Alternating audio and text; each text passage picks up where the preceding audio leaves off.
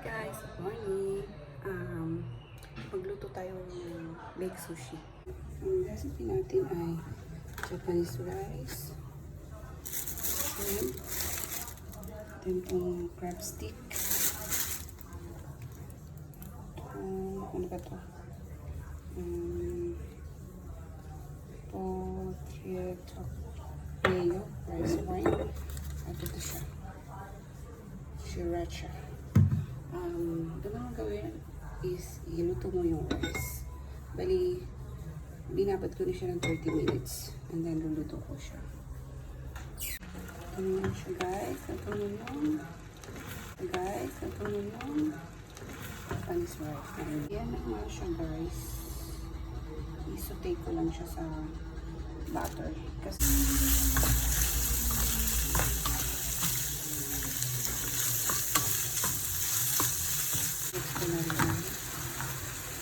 chopstick kasama. So guys, ang ating Japanese rice, naluto ko na siya. Then ang ating cream cheese, then sour cream, mayo. Gusto ko itong lasa nito mayonnaise na to. Pero sabi nila masarap yung Japanese mayo, pero mas gusto ko yung lady's choice. Then itong sriracha, para daw may konting anghang. Ang tomato sauce din yata ito eh.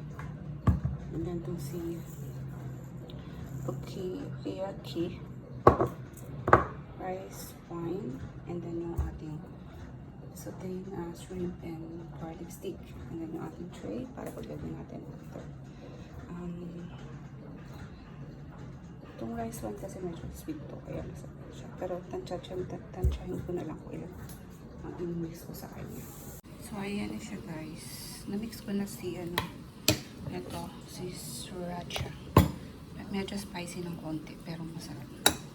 Nilagyan ko ng konting salt. So, okay na siya. Pwede ko na siyang mix dito sa rice. Natin siya dito sa tray.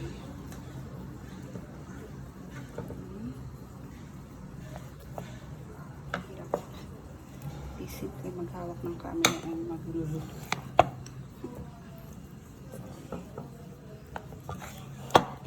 Yan, nilagay ko na siya, yung Japanese rice, pero konsakto naman siya. Tapos ilagay na natin itong mix natin na crab stick, shrimp, yung mga cheese. Ayan siya.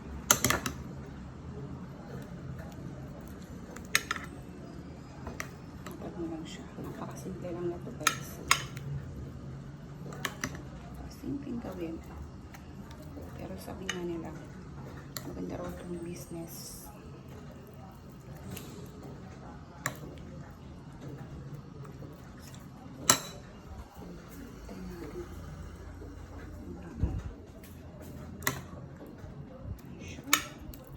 Ang ginamit ko lang is 1.5 cup rice lang siya.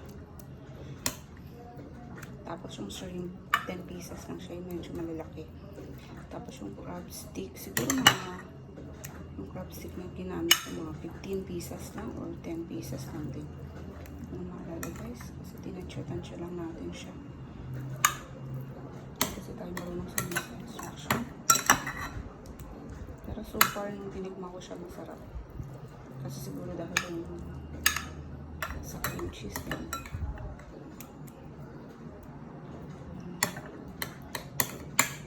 Ito na siya guys. Pari gagamitin natin is microwave oven kasi nga wala tayong oven sa ngayon. So yun na ang gamitin natin. Kutsara natin para makatikim tayo ng baked sushi.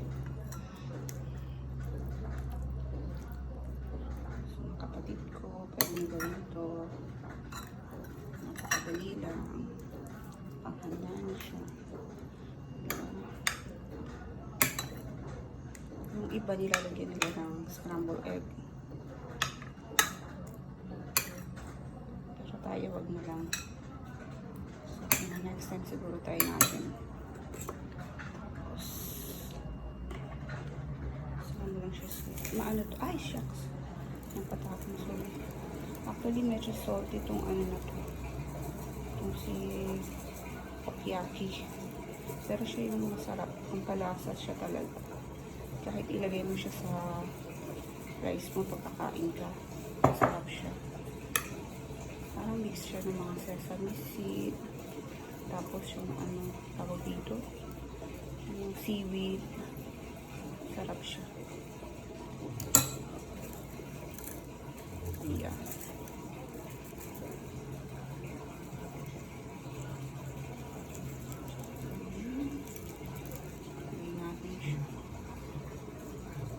Guys, kung gusto nyo medyo spicy, pwede nyo siyang dagdagan ng sriracha. Pero hindi na siguro. Kasi ayoko naman siya spicy. Kung gusto nyo naman ng medyo cheesy, dagdagan nyo ng cheese. Kasi may nakikita ako iba, dinadagdagan nila ng cheese. Ang kanilang baked sushi. Diba guys? Tapos na siya. Simple lang. Actually, ano lang siya eh. Less than 30 minutes, pwede mo na siyang gawin eh. Ang medyo, tagal yung paggawa lang. Ayan siya. Ayan siya. Tapos, anin ko na lang siya. Ipinitin ko na lang. Maset na lang. Hi guys! I'm back! Ito, tikman na natin ang baked sushi na binake ko kanina. Unang titikim is ate. Ikaw na. Tikman mo na. Bilis na. Sabihin mo kung i-rate mo kung ano, masarap ba o hindi.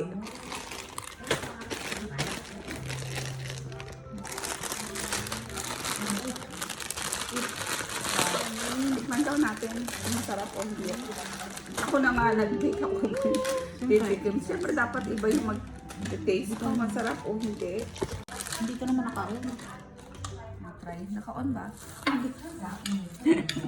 Hi guys. Totoo na itong video. Okay, totoo na to. Tikman na natin yung baked sushi. Masala na. Yung baked sushi na pinake natin kanina sa microwave. Kung perfect ba siya o hindi. Ako na nagluto ko pa rin natitikim. Sige, try natin ha. Ganito lang siya. Babalot mo lang siya sa seaweed. Tapos saka mo siya titikman. Yummy. Yummy. Ikaw naman. Wow. Yummy. Okay na guys. Ito. Yummy. Yummy. Bye.